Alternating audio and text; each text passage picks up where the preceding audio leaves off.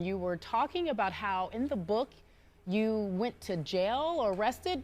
Give us the particulars. Tony Dungy and jail don't go hand in hand. No, I was in Kansas City. I was an assistant coach working late at night and got stopped and given a traffic ticket, a speeding ticket. And I didn't think it was right, didn't think I was speeding. I thought actually there might have been a racial element behind it.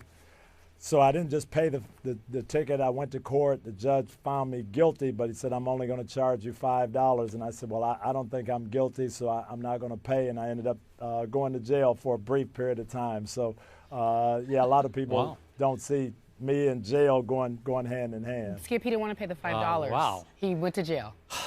Unbelievable. I think I'm going to rush out and buy that book right now. Hi, Tony. It's Skip Bayless here. Can we get back to the football field here just for a moment, as painful as it might be for you? Could you please explain to us what the heck happened to a man you love, Peyton Manning, last Sunday night? Well, I think the Seattle defense just played outstanding football, and they got up on them, they suffocated them, and those things happen. It just unfortunate for Peyton that it happened in the Super Bowl, but Seattle's been doing that to people all year, and they played outstanding. Is it fair to say that Peyton also had a bad game on Sunday night? Well, he was off, but I think the Seattle defense forced that. They made it happen, and you know, sometimes it can go that way.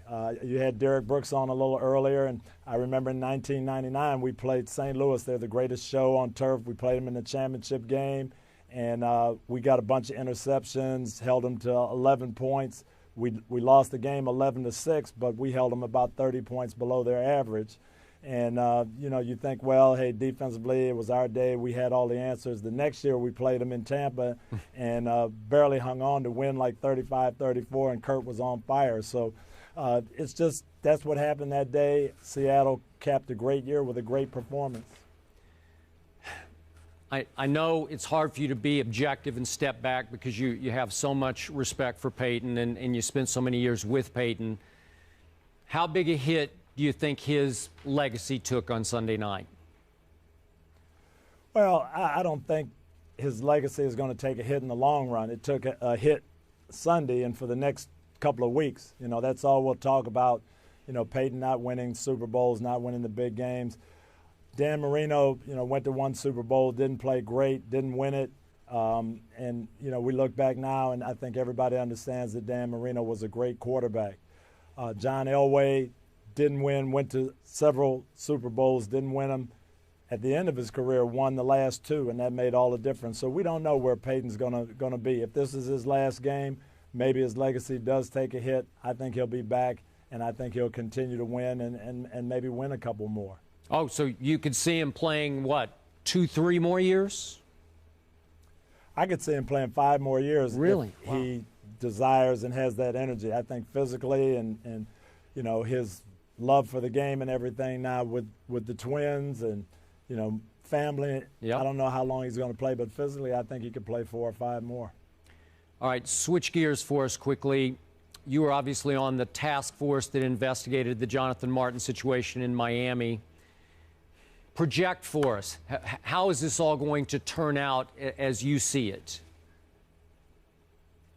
Well, let me say this. The committee that Steve Ross asked us to be on, Dan Marino, Jason Taylor, several other people, our job is going to be to look at the report that Ted Wells and the NFL give. We have not seen any of that information. We haven't actually gotten together. We're going to respond to that information. I will be anxious to see what that entails. I spoke to Jonathan Martin on NBC.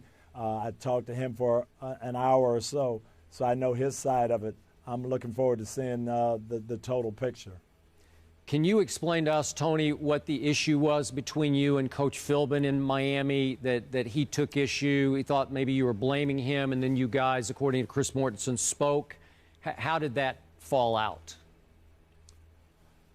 Coach Philbin called me after the show aired on the Today Show, and I said at the end I thought Jonathan Martin could play in the NFL but needed a different locker room situation, a better locker room situation for him than Miami was. And Coach Philbin called me and, wanted to know what I meant by that. We talked about it, and he let me know his feelings, and it was really, it wasn't any animosity at all. He just wanted to get some things across from his point of view of what that Miami locker room was like and what it was all about.